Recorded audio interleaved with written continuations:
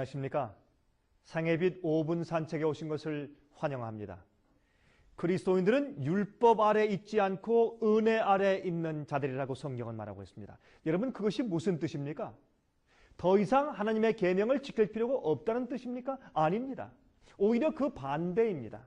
율법 아래 있다는 의미는 심판, 곧 정죄 아래 있다는 의미입니다. 오히려 은혜 아래 있는 자들은 하나님의 계명을 순종하며 사는 자들이라, 그런 뜻입니다. 다음에 성경절을 잘 읽어보도록 하십시다. 바울은 로마서 3장 19절에 말씀했습니다. 우리가 말하거니와 무릇 율법이 말하는 바가 율법 아래 있는 자들에게 말하는 것이니 이는 모든 입을 막고 온 세상으로 하나님의 심판 아래 있게 하려 함이라 그랬습니다.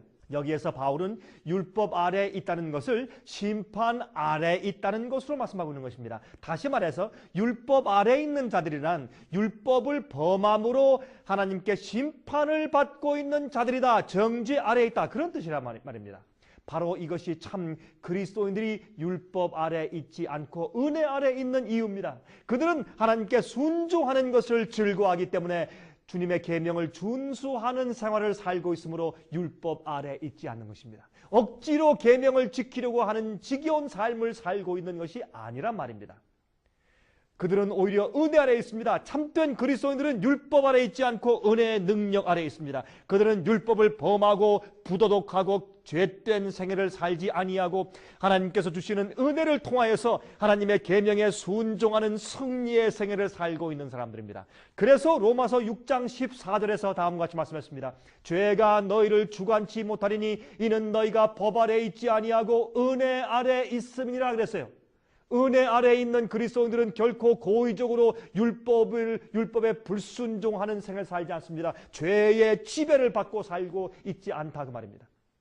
고의적으로 불순종한다는 뜻은 하나님의 뜻과 진리가 무엇인지를 지적으로 그리고 양심적으로 분명히 알고 있으면서도 불구하고 순종하지 않기로 선택하며 사는 것을 의미합니다. 물론 우리가 실수하거나 연약하여 쓰러질 수는 있습니다. 하지만 거듭난 자들은 하나님의 말씀과 계명에 순종하며 사는 생활을 사는 것입니다. 의도적으로 불순종하기로 선택하지 않는 것입니다. 로마서 13장 10절에 말씀했습니다. 사랑은 이웃에게 악을 행치 아니하나니 그러므로 사랑은 율법의 완성이니라 라고 말씀했습니다. 여러분, 많은 사람들은 율법을 부정적인 측면으로만 생각합니다. 이런 것은 하지 말고 저런 것은 금해야 한다는 금지의 법으로만 아는 것입니다. 이와 같은 자세로 하나님의 법에 접근하는 것이야말로 사탄이 가장 좋아하는 태도인데, 왜냐하면 마귀는 사람이 하나님의 법에 대한 부정적인 견해를 가질 때 구원에서 멀어질 것을 잘 알고 있기 때문입니다. 율법은 하나님께서 당신의 모든 자녀들 주위에 세워놓으신 사랑의 방벽입니다. 얼마나 좋은 일입니까? 우리가 주님의 뜻대로 살지 않고 밖으로 나가는 일을 보호하기 위해서 항상 주님의 사랑과 주님의 성품과 명령을 우리에게 상기시켜 주는 것이 계명입니다. 계명을 지킬 수 있는 마음을 성령으로 받는 것입니다. 마음이 변화된 자가, 거듭난 자가 주님의 뜻대로 순종하며 살게 되는 것입니다. 여러분들은 주님을 사랑하십니까? 여러분은 계명을 지키는 사람들입니까? 여러분은 율법 아래서 있는 사람들입니까? 율법 위에 은혜 아래에 있는 사람들입니까? 은혜 아래에서 사시기를 바랍니다.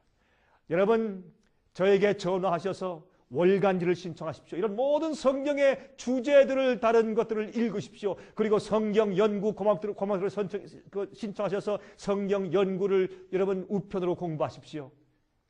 그리고 매주 예배 설교 테이프를 신청하십시오. 그래서 여러분들은 성경을 성경대로 올바로 진리를 아셔야 합니다. 잘못된 진리를, 잘못된 말씀을 가지고 살다가 여러분 예수께서 오실 때 깜짝 놀라지 마십시오. 제가 다음 시간 다시 뵙겠습니다. 안녕히 계십시오.